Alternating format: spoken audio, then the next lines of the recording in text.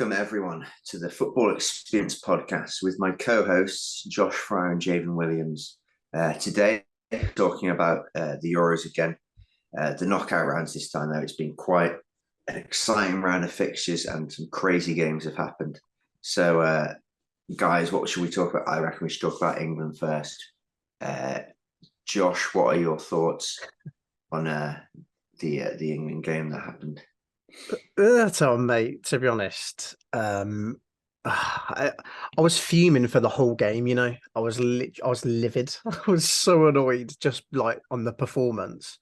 I barely even celebrated the goals, like when they even went in. But I don't know. It's like we've got through again. Like we've got through just like we did the group stages. But again, like we're scraping by results just off pure like luck that someone's in that position. Like Jude Bellingham's basically, provided most of the goals for our team. Obviously thanks to him that we're through at the moment. But again, like we go through and it feels just like everyone has like, or lots of people have just forgotten how bad we've played. But because we're through, it's like, oh, it doesn't really matter. But it's like still, we just need work, to be honest. But obviously, glad to sort of get that win out the way and done with. And then sort of on to the next round to Switzerland, isn't it, or something? We've got next round, which will be a tough game. But yeah, those are my sort of views on it, really. But yeah, not bad. And from a neutral point now, Javen, what did you think of the game? Seeing Scotland are out and you've got no one to root for apart from England's opponents. I think England are great, and there's nothing bad about them that I could possibly say. I dare not criticize anything. No, in all seriousness, first of all, congratulations to England. World-class goal from a world-class player, Jude Bellingham. Players like him make the difference. They just do. So when your team is not at it, if you've got a player that can deliver that kind of quality, those moments of quality, even though he hasn't been very consistent himself, that in itself is a wild card for England, big time. And then Harry Kane obviously being in the right place at the right time was brilliant for them too. So congratulations to England. It's the result that matters the most in a competition like this. And I actually liked what Jose Font said tonight about England. He compared them with his Portugal side that won Euro 2016, saying that everyone was criticizing Portugal in that tournament, saying that they weren't performing well, that the results they were getting were very unconvincing. I think they finished third in their group, but they went on to win the tournament. So it's a results business, isn't it? And all people remember is that they lifted the trophy at the end. So come the end of the tournament, England fans might not be so bothered about the way that they won it if they make it all the way. So time will tell. But well done. I do agree with you there. We've got, but when you think about Gareth Southgate's tactics and what he's done with the side, like his defensive low block has got England so far in the tournament. In Euro 2020 and even in the World Cup, they got very far 2018. So England fans have a lot to complain about, but in reality, if you get the result, that's all that matters in the end, despite the play. But yeah, it'd be interesting to see if the attack does get better for England. But the defence has been what they needed. A bit nervy, but I think a few of the players are feeling the pressure, but they're getting the results, which is what they need. So, what about other games then? We'll move on from England. The crazy Portugal game tonight, Slovenia or France. We can talk about. Josh, what was your pick of the games from the round of knockouts so far?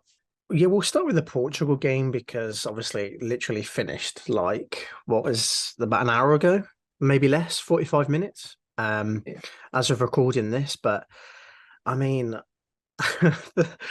honestly, there were times in that game I was just like, your heart sinks for Portugal because Pepe almost does a Steven Gerrard and slips in like what even minute was it? Was it extra time? It was 19 minutes of extra time, 20 minutes.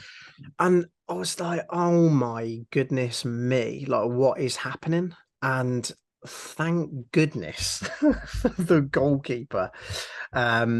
Because he absolutely saved their tournament multiple times.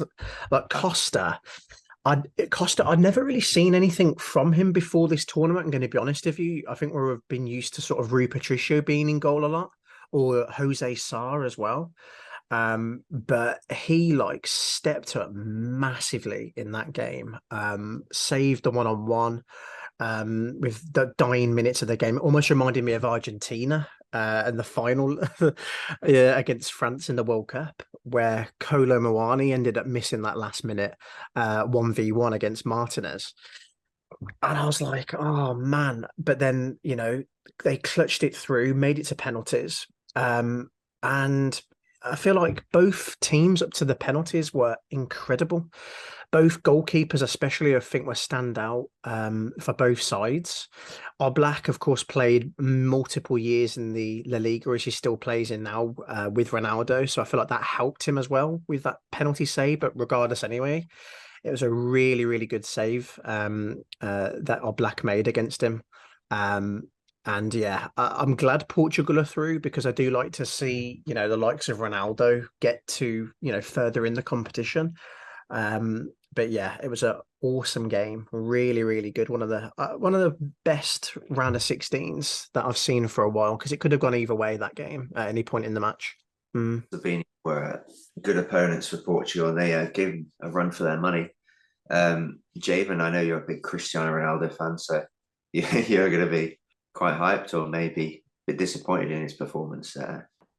Yes, as someone who grew up seeing Ronaldo when he actually was at his best, I always wish to see him do well, especially when he plays for Portugal. It's always nice to see. But there were times in this game where it was just painful watching him.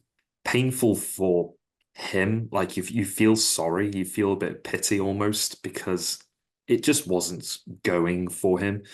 Now, yes, there were movements he was making, and his game intelligence is still really good. Class is permanent. He's got the experience and the know-how, but something just isn't the same anymore. And I was thinking to myself, they need to put him out of his misery. They need to sub him off or give someone else a chance on the penalties, free kicks, whatever. And it did almost cost them. It was very almost going to cost them. And if it wasn't for the keeper, Diogo Costa, who is a Portugal legend now, no matter what, he has absolutely saved not just Portugal, but Ronaldo's reputation as well, because they all get a chance to fight another day and prove themselves again. But going forward, I really question whether they should even start Ronaldo. I really do. I know you go back to the World Cup and they were criticised for not starting him. And people wondered, how far would they have got if they had given him more minutes? But it just seems a bridge too far now, the age that he's at. That's my feelings anyway. Otherwise, Slovenia played really well. It was unfortunate for them to go out the way that they did. But you cannot argue that when it comes to the penalty shootouts, it's more often than not the goalkeepers that decide the winner in that situation. And on that front, Portugal absolutely deserved to go through.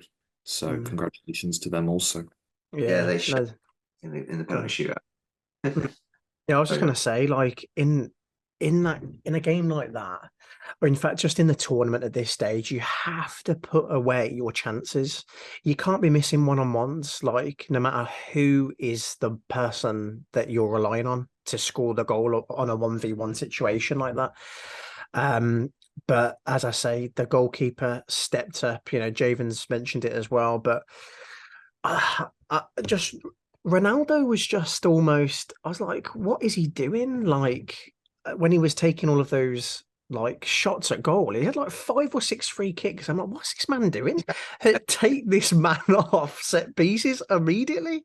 And then when he missed the penalty, I was like, oh, no, I said to you guys at 9 in the group chat, I said, if Ronaldo misses this, I'm turned off the telly.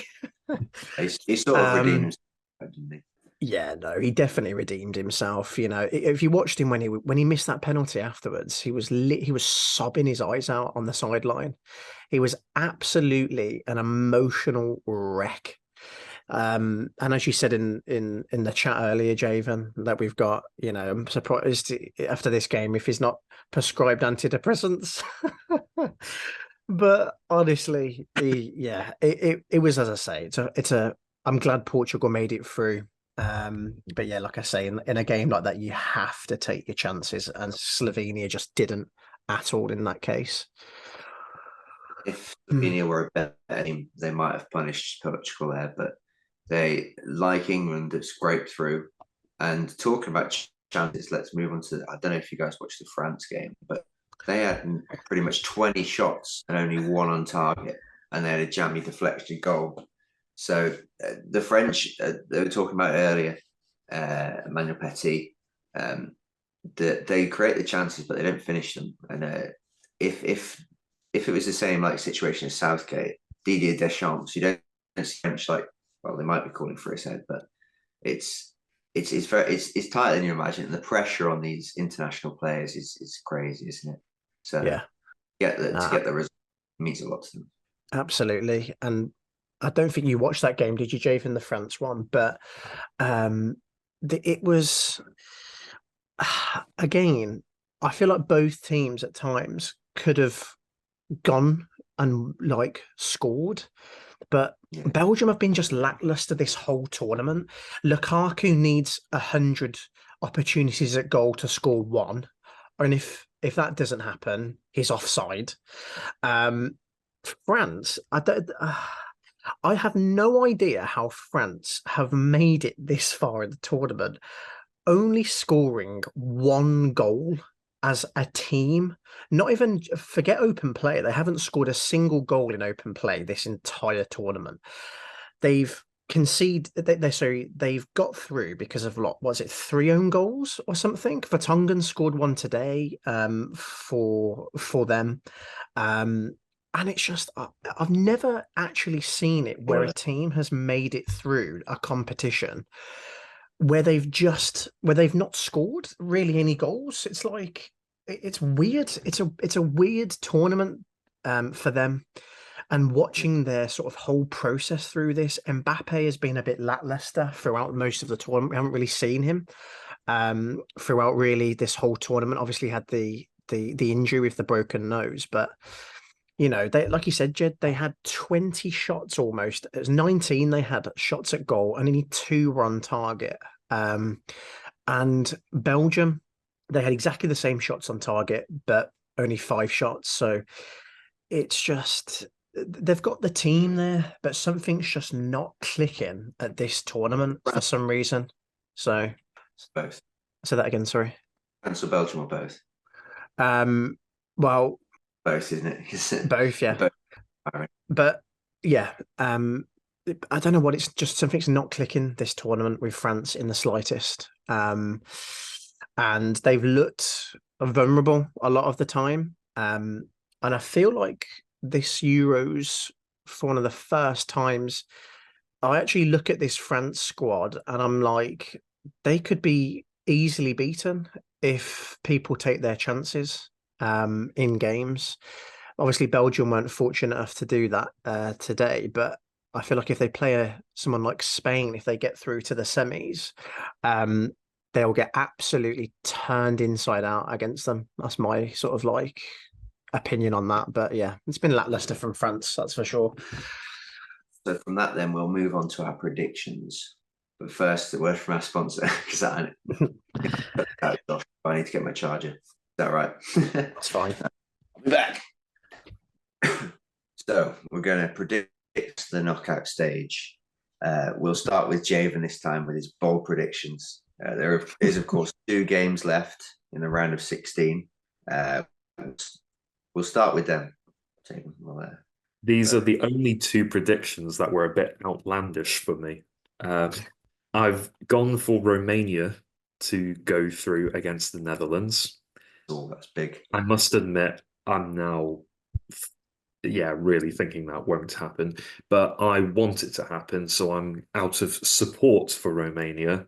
And because I was so underwhelmed by the Netherlands in their last game, I thought they were really poor and they messed up a lot of opportunities and they just didn't look very convincing at all.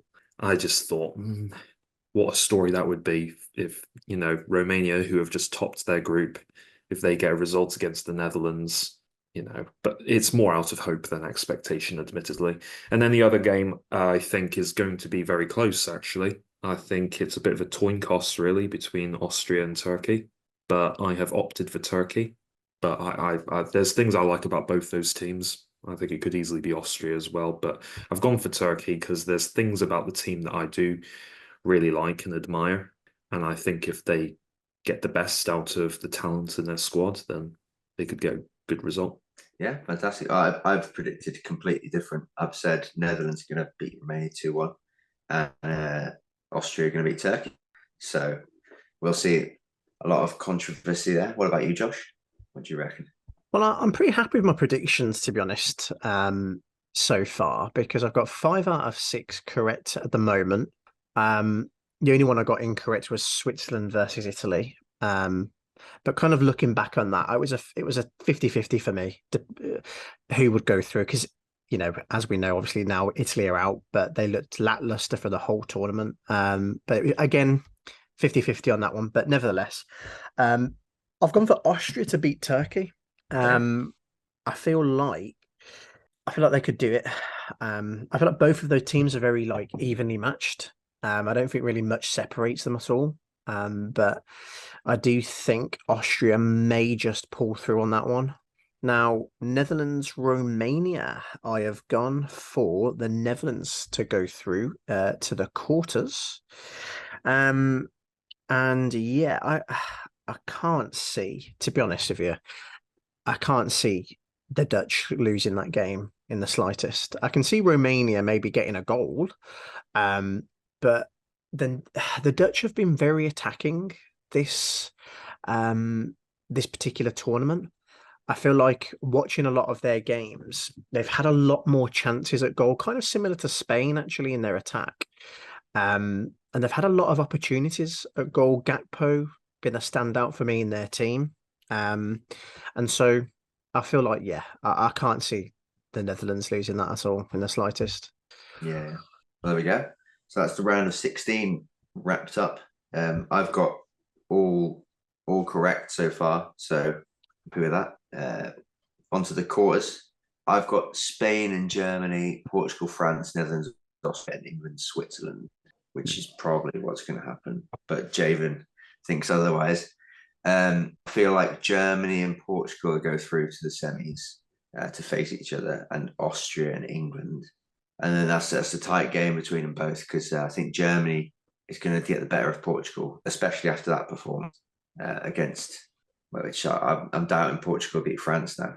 They're both struggling teams, but I think Germany will edge that because they're the hosts, so they'll get through to the final. And then Austria, England, I feel like England should win it, but they're going to choke, and Austria are going to be a shock finalist. So Germany, Austria in the final. What do you reckon, guys, for the rest of the bracket? I reckon if you get that correct, that Austria goes through to the final, you should. It's quite you should change your job title to wizard, because I can't see that happening. I can't see that happening in the slightest. But I'm going to say prediction's a prediction, isn't it? Yeah. Or Javen, whoever wants to go for this, predict your quarters is going to go through the. Or you can just say who you think is going to win it without needing to say the tree. But it'd be interesting to see your thoughts. I'll let Javen go. Yeah, go on, Jave. Okay, so 2 of my quarterfinals, same predictions as you, Jed. I think Germany will beat Spain. Well, I say I think that. That is what I predicted before the knockout stages began. Now Spain look really strong, so I'm starting to sweat a bit over that. But I did predict that Germany would beat Spain. and that Portugal would beat France. But I'm no longer convinced that that's going to happen. After tonight, it could very well be Spain versus France in the semi-final, based on the way things have gone. But hey ho, it's football. Very difficult to predict, isn't it? I have predicted that Turkey will beat Romania. I think Romania's luck will have run out by then, which would put them against England. The semis, yeah. If England beat Switzerland. Yes, because I had that England would be playing against Italy, didn't I? But either way, I still predicted that England would then proceed onto the semi-finals. But then, just based on the way things have been going and the ongoing pattern of play and the attitudes of the players that we've seen from England, I'm imagining a scenario where they dramatically bottle the semi-final. I'm not saying I wish that to happen, but I could see there being, you get games where, against every reasonable logic in the world, results don't go the way people thought they would. I've gone for a prediction that Turkey will beat England in the semi-final. Now that is crazy, and that is also a wizardly prediction that Turkey will be in the final. But hey ho, I've gone for it. And in the other semi-final, I predicted that Germany would beat Portugal. So bye bye Ronaldo, and that Germany would go on to win the entire tournament, breaking the host curse forever. Wow, that'd be massive if that happens. Yeah. So both our dark horses, and I've got Austria as a dark horse. You've got Turkey as a dark horse. So Josh, what do you think? Have you got any other country to spin? I think if Turkey makes it through to the final, I will move to Turkey, because that is never happening, in my opinion anyway. That if that happens, right, people can save this video and return. I'll get my passports ready. But if they get through to the final, I won't even know what to do myself, to be blatantly honest with you. I'm going to hold you to that, Josh. Like, get on that plane. Save the clip. Quarterfinals, I have gone for Spain to beat Germany, because I think Spain their attack is insane. Like it's consistent. It's the way I want England to play, but it's not happening. And so I envy the Spanish, because their attack it's so nice to watch. It really is. Phenomenal, aren't they? Williams and Jamal. Yeah, I think it's going to be a bit of a sweat fest, that game. I can't see it being a high scoring game. I can maybe see it going to 1-1, and then maybe someone getting like a late goal. But I cannot see it really being a high scoring game, because Germany defensively, I mean, they haven't really had much challenge really in this tournament so far. So Spain will definitely, test out the likes of their defense. I've gone for Portugal to lose to France, and France to go through. I've then gone for Austria to beat the Netherlands. I'm never usually one to sort of go with predictions like that, but I don't know. The way Austria have been playing is surprising, so I think they could catch them off guard. I mean, my prediction was that Italy would beat Switzerland, which never happened. So it's going to have to be England versus Switzerland. Oh man, I don't even know where to go with that game. I think if Switzerland play like they've been playing in this tournament so far, they'll cause us a lot of trouble. But also we've got a good team. And if Southgate does make the right substitutions and start the right players, I do think we will beat them. Southgate has not done that so far at all in this tournament, so I have little to no faith. You can argue with Tony when bringing on Tony, assisted the winner, but yeah, it's not soon enough, is it? It's waiting until extra time. No. It's not. I mean, if my manager had asked me to come onto the pitch in the 90th minute, I'd have walked into the dressing room. What am I? Are you having a laugh? Like that is the audacity to do that is just mind-boggling to me. Was You it not the can't be doing that. 92nd?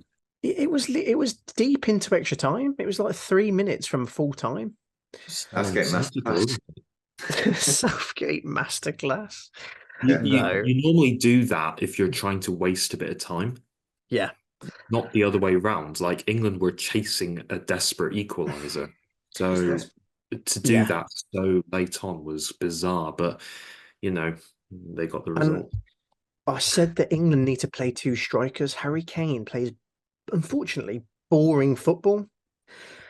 We all Like, on the counter attack. We wait for him. Like, oh, make sure Harry Kane's in the box. Mister. Like, and it's dead boring. I feel like with Ivan Toney, even Watkins, they bring on a bit of flair when they come onto the pitch. Cole Palmer, I didn't really think did anything wrong when he came on. He took he was on quite defenders. nice. Quite Exactly. flair. Yeah, he took on players. He put crosses into the box, laid off a decent amount of passes. But it's just I feel like something needs to change. Either we bring on Kane in the 60th minute and bring him on as a sort of like a hold on or a sort of a defensive striker to hold on to a lead. I feel like we need to play either Watkins, Tony, get a few early goals in, then we sit back and play Gareth Southgate football, Two early and then goals. we bring on Yeah. Harry Kane in the 60th minute, hold up the play slow counter-attacking passing football, and happy days. But yeah, for the semi-finals, I've gone for England to go through just because it's I have to hope that they get to the final. I've gone with Spain, France in the semis as well. That's going to be a tasty game if they both go through. That's going to be a very, very good game. But I've gone Spain to win that game. I don't feel like think so. That again, sorry. I feel like Spain would win that. The way they're playing, it's like Yeah. dynamic. The French have been a bit sluggish. They're not really getting the best out of players like England, with their Griezmann struggling, especially. Yeah. Spain are just clicking like that. Yeah, and I've gone for that Spain win. I cannot see. To be honest with you, I've gone for the win for Spain as well. Spain versus England in the final. I think Spain will win it. Whole thing. Yeah, I think they'll win the whole thing. I honestly, you've got to be, you get fans out there that are like, oh, it's, England or nothing. But you've got to be realistic because, the way that we've been playing football at the minute, I think we just about beat Austria. If we were to come and play for them, not play for them, sorry, play them in the semis. But I cannot see anybody beating Spain. I physically can't see it with how they're playing football. They're just too good. Their team clicks. It's kind of like their team's almost like Leicester was in the Premier League all those years ago, where they never necessarily had the greatest squad in the league, but they play football that just clicks together. Every single player knows exactly what the other one's doing, where they're going to be, and they play beautiful football. And so I do think that Spain are going to win the whole Euros against England in the final. At least that's my prediction, anyway. It's a safe shout, you'd say, at this point of the tournament. We've all gone for a different winner, so we'll see how that all pans out then. So now to our final segment. We've got Javen with his various games. So take it away, Javen. What do you have for us today? So to start off, I thought we would do Euros themed blind ranking. This is based on the top 10 highest ranked players so far in the tournament. Well, as of whenever this article was published. So if I go through these names in no particular order, I want you guys to decide, because it's 10 of them, where out of 10 would you put them? Not knowing exactly who's going to come after, but know that they are good players. So top 10 think in your mind who's performed well and who you might expect to come up on the list as we go through. Okay. Yeah.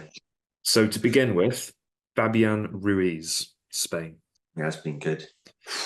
Had a 92.9% pass accuracy rate. He's a good player. I feel like Spain obviously been one of the better teams, but I feel like it's going to be more dynamic players. I want to put him higher, but I'm debating whether to put him like top 5 or even below. I put him either 4. I might put him at 8. Go on, Josh. You go first. I'm thinking Man, between 2 numbers. would I say he's been? Wow, is the high from what I've seen statistic wise, is the highest rated player so far in the Euros. It hasn't been Fabian. Been a good player. But if we're talking about overall players in terms of, you know, in the Euros, their ranking and how I view them as a player, man, He scored 1 and assisted another. he's only played 2 games, there wasn't it, or 3 games, isn't it? But he missed the last Spanish game because obviously they won the group, so they. Yeah. That's because they played their reserves team, didn't they? Of course. But I would rank him at the moment in the Euros competition. I'd probably rank him, man. Okay, I'll say it. 4th. I was going to say 4th, but I'm going to rank him lower. I think he's the 8th best player at the Euros because he's a solid player, but he's not creating fireworks. I can think of a few more players that I'd put above him. But even in the team, he's not the best Spanish player. So no. But if we're talking solely influence he's had at the Euros so far, based on performances and everything that we've seen, he has to be up there. Outside of the Euros, I mean, the top 10, Josh. You can't well, you can. Yeah, okay. What I'm going to do is I'm going to put him 5th. I'm going to put him middle. I didn't expect you guys to agonize so much over the first one. Yeah, no, we're taking too long. Let's go. It's hard when you don't know what's going to come after, isn't it? Yeah. Next one's Tony Cruz. What a player, Cruz. So Germany doing better than people perhaps gave him credit for so far. It's great. I'll put him number 6. I feel like he's not top 5, but he's a class act. 95.4% passing accuracy, 87.5% long ball accuracy, 13 chances created, and 411 successful passes. That was my passing accuracy tonight. It's fine. Overrated. What was that on FIFA? Was it on FIFA? Was it? I'm joking.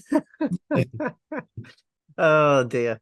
The thing is, Tony Cruz for me overall is a better player than Fabian Ruiz. Outside of this competition anyway. Obviously, this is based on the Euros, but I still think in the Euros, he's had a more vital role than Fabian Ruiz has had. But I wouldn't say it's much higher. The 4th for you, yeah. I'm arguing. I'm tempted to put him 3rd, because he's up there with some of the best playmakers in the Euros at the moment. He's one of those players. You've got to understand that he's one of those players that's, it's Tony Cruz. He's exactly, obviously, he's one of those players that he's a very humble player. He goes under the radar in a lot of things. For example, when he provided that assist to Vinicius in the Champions League final, or whenever it was, or no, it's against Bayern Munich, wasn't it? That particular assist that I'm thinking of. But people always think, oh, what a goal from Vinicius. But the pass, his passing is just exceptional. I'm going to put him. Go decide, Josh. I'm going to have to put him. Yeah, I'm going to go for it. I'm just going to put him 3rd, mate. To be honest, I have to. I have to put him 3rd. Jed, where are you putting Cruz? 6th. 6th. Okay. Criminal. Arrest that man. He's not the top 3 players in the Euros, mate. I'm going to butcher this pronunciation now, but Mert Mulden, Turkey. Oh, the Turkish. The Turkish player, yeah. The guy that scored that volley, yeah. Yes, an absolute banger.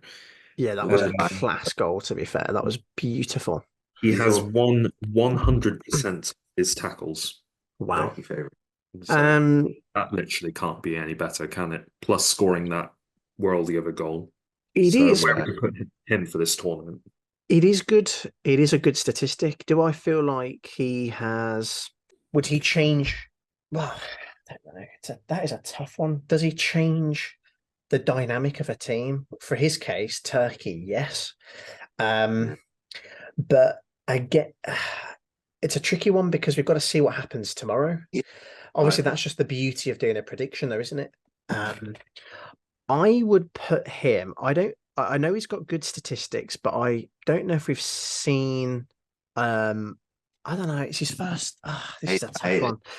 I'm gonna have to put him seventh. Can I put him put Chris in fifth? I'm gonna put him seventh. You can't change your previous answers. Yeah, I know. know. How the game works. We're regretting it now. I might have to put him in 10th. You know, I don't think if they're the best 10 Euro players, right? That's what I mean. They're all good. They're all good. Yeah, they're all good. He's like he's a good player, but he's not. The only thing he's done really is If Turkey gets to the final, you will eat your words. Yeah. If Turkey gets to the final, mate, at this rate, I'm moving there. So my livelihood's on the line. 10th for you, Jed. Yeah, I can't. You're not going to. I've put him 7th. Are you? Surely. So has to be 7th for me. So far, Josh is being a lot more generous than Jed. Let's see if that backfires. Jed's like one of those stingy guys, like trying to get a deal out of him, and he's like, no, it's like Jed's one of those guys. He's just like, oh, you take 500 quid for it. It'd be like, no, it'll be like you just hassling him down, trying to get him looking at a good deal. Okay, Portugal player now. Cristiano, no, joking. Vitinha. Oh, get him up there. He's been class. Let me give you some stats. 93.5% passing accuracy. 100% he was man of the match tonight as well. He was 100% dribble success and has won 100% of his tackles. His average rating is 7.98. That's performed. Top 4. Vitinha, fantastic. I think he's still playing for PSG at the minute, but is a really, really good player. I mean, he was hassled on the ball today, absolutely harassed left, right, and centre. Like people were like dragging him, tugging his shirt, and it was just turning past them really easily. He has been quite a crucial part of this Portugal side. Would I rank him? I'm not going. For me personally, it's illegal to put him above Tony Cruz. So that'd be. I'd put myself in prison, to be honest with you, if I was to do that. I would have to go with. Okay, who did I put 5th position? I had Ruiz, didn't I? I'm gonna put him between. I'm gonna put him 6th because I think Spain have been better than Portugal in this tournament. We many more Spanish players. I'm going to put Vitinha 4th. I kind of want to put him 2nd because he's been phenomenal, but I'll put him 4th. Yeah, remember, we're not rating these players in terms of what players are actually better than each other. No. It's who's had the better tournament in terms of Euro 2024. So just try and think purely about the games we've had so far. Nostalgia. Yeah, it's very easy, especially if you're talking about players like Tony Cruz, for example. You know, there's no comparison if you look at their careers. Well, there is on Jed's list, apparently. Top 5. Cody Gakpo. Ooh. 2 goals in 3 games, 83.3% dribble success rate, 8 chances created, and 11 recoveries. Oh, I should put him 4th. I'll put him 7th. 7th. Yeah. Okay. He's been class, but he's in this tournament for me. Gakpo has been a better Lukaku. He's missed opportunities. He should have put away. Let's be honest. The team have underperformed really for what. For their standards. They've conceded silly goals. They've not put away much. I'd say he's had I have to put him 8. What is it? I've got 5, 6, 7th as taken now. 7th is taken. 8th for me has to be. He's performed well himself. But is it enough is it better than the previous players that we've mentioned? I don't think it is. I can't put him up there. So you've rated Mulder higher than Cody Gakpo. Yeah. No. All right. Well, I mean, you can't change your mind now anyway. So here we go. It's locked in. Bernardo Silva, Oh, 88.7 passing accuracy, 100% dribble success rate, and 6 chances created. That would probably be 6 assists if they hadn't gone Ronaldo's direction. Yeah. Vitinha has played better than Bernardo Silva, though, so I'm gonna have to put Bernardo Silva 5th because, but he's been class as well. Mm. Really He's very, he's a very underrated player. Bernardo Silva is. You haven't got 6th available. You've put Cruz in 6th, Jed. I said 5th. Oh, 5th. Beg your pardon. Still. Bernardo Silva is one of those players. He's just like he's very underrated. Absolutely, like in his club and for country. Today's performance, it was him that scored the winning penalty, wasn't it? Actually, today. I mean, the Costa did most of the hard work, but excuse me. Oh, that is tough. Would I say he's had a better Euros than Toni Kroos? No. But that is a tough. I'm going to have to. Unfortunately, based on previous predictions, what is it? 9th? He's going to. I can't put him 10th. That's terrible. I'm going to have to put him 9th, aren't I? Was it 8th? 8th or 9th? You have got 4th available. Don't know if you fancy that. Has he had a better tournament than Ruiz though? This is the problem. I don't think he has. Really, on paper, he hasn't. I'm going to have to put him. What was it? What's the? Is it 9th? I have to put him 9th. If I could swap Bernardo Silva, I would, but I can't. I'm going to have to put him 9th. Okay. Well, that's the nature of a blind ranking. Yeah, it's the nature of the game, isn't it? Okay. Moving on. Jamal Musiala. Oh, I mean, let's be honest, mate. The king of fantasy football. What a guy! He's the favourite. He is the favourite so far to win the Golden Boot. Has a 90.9% passing accuracy, 21 touches in the opposition box, whatever that means. But he's been brilliant for Germany, hasn't he? Where would you put him, lads? I'm not sure about the Golden Boot, but I'm definitely going to put him at number 1 because there's not many that have been better than him, and his dribbling is absolutely phenomenal. Every defense is scared of him. There's only the Spanish wingers, I think, that can match him for like threat, and maybe Bellingham as well. But Bellingham hasn't been that good recently. But yeah, I'm going to put him in my number 1. I don't know. I mean, I don't know about you saying about matching the wingers, Spain's wingers. They've been, very, very good, but I wouldn't say they've been better than Musiala. I'm going to agree with you, Jed. I will have to put Musiala first. I have to, because he plays football like he's playing FIFA Street. He just he just nutmegs people like, there's no tomorrow. He dances around. It's like watching art on a football pitch. It's really, really good football he plays. So I'm gonna have to, agree with you, Jed, mate. I'm gonna put him number 1. Yeah, have to. He could have played for. He could have, yeah. Pretty easy one for us all to agree on. I would agree with you both on that. So next is Marc Cucurella, Spain. Oh, my guy. Cucurella. So he's actually been really good. He's won 85.7% of his tackles, made 10 recoveries, and won 1 Player of the Match award. I'm going to put him with my 3rd place. Cucurella, he's kept out like Grimaldo, Javi Golan, Gaia. There's so many good Spanish left backs. The manager's gone with Cucurella, and he's been solid every single game. And he gets forward, and he's like, it's so key. We talk about the wingers playing good. The fullbacks are really key to have overlapping the wingers and giving them that. So he's been really good when I've been watching. So he's mine on the 3rd spot. I'm quite happy with that.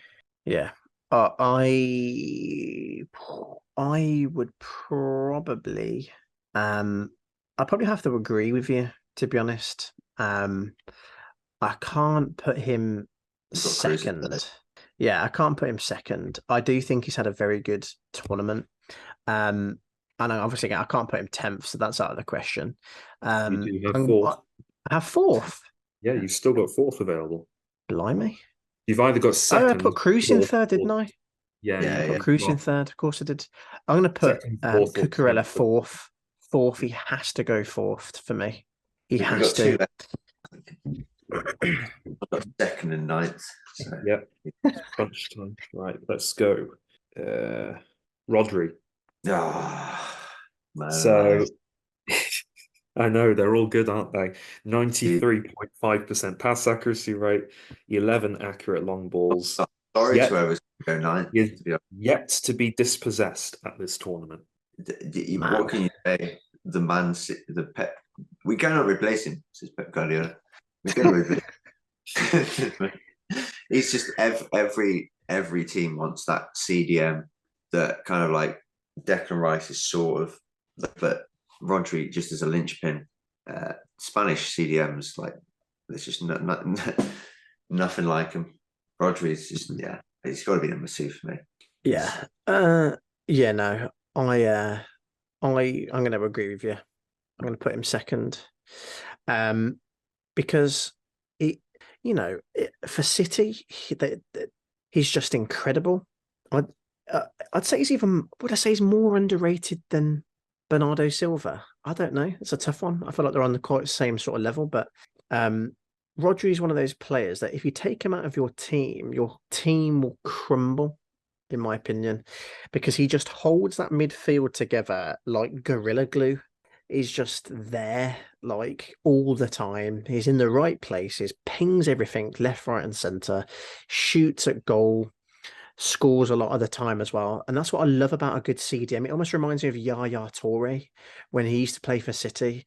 He's not as good at dribbling, Rodri, but he's got the same physicality. He's good at defending. His shooting is incredible. Passing is pinpoint. I'd say he lacks a little bit of pace, but other than that, is an all-round perfect CDM that is an incredible player. I don't know how much Javen's grinning though. I feel like this last player is going to be better than 9th or 10th for us. Well, yeah, I'm just looking at your options. Jed, you've got 9th left, and Josh has got 10th left. So Yeah, neither of you have a choice. It's Kylian Mbappe. I'm happy with that, mate. To be honest, slap him 10th. He hasn't been his electric self. He's been like good, but ever since that blow to the nose, he hasn't been that threatening. So I'll put him 9th. I think like he's still a threat, but there are other players that have played better in this tournament. At the moment, he's only been a threat to people in the stands because he keeps hitting them. But he scored one. He scored a penalty in this tournament so far, right? He scored one penalty. He's had don't get me wrong, going forward, what you could not ask for a better player going forward. But as I said, it boils down to the French team. They have not gelled in this tournament at all. I think they could do a France versus Argentina final of the World Cup and just turn things around all of a sudden in the last dying embers of a game. And is that sort of player to do it? But I don't. I'm happy with him putting him in 10th. If this was rank players on their ability, he'd be first. But in this tournament, he has been not good at all. Realistically, considering the hype that he lives up to, 100 and whatever £1 million a year contract he's on, and he's not done anything in this tournament so far, really, that warrants him being any higher than 10th. He helped France get through that. He's been one of France's best players still, though, because against Austria, he was the difference. He forced the own goal with that cross. So he's still been a difference maker. But if France want to win Euros, like the whole team do need to step up. All right, man. Yeah, that concludes that. Let me just run through what your final ratings were. So for Jed, number 1 was Musiala, number 2 Rodri, number 3 Cucurella, number 4 Vitinha, number 5 Bernardo Silva, Number 6, Tony Cruz. Number 7, Cody Gakpo. Number 8, Ruiz. Number 9, Mbappe. Number 10, Mert Mulder. And for Josh, number 1, Musiala. Number 2, Rodri. Number 3, Tony Cruz. Number 4, Cucurella. Number 5, Ruiz. Number 6, Vitinha. Number 7, Mert Mulder. Number 8, Cody Gakpo. Number 9, Bernardo Silva. Number 10, Kylian Mbappe. Yeah. Those are your final blind rankings. That's a TikTok clip right there. Mbappe Yeah. bottom of the Mbappe in the bin, mate. See you later. Au revoir. Right, so that wraps up the 3rd episode of the Football Experience podcast. Fantastic. Thank you, Josh, and thank you, Javen, my co-hosts. There's a good blind ranking there from Javen and a discussion on the Euros. And we'll of course, be back for the next episode to discuss the final stage of the Euros leading up to the final and to resume that. So see you guys later. Podcast out. Bye-bye.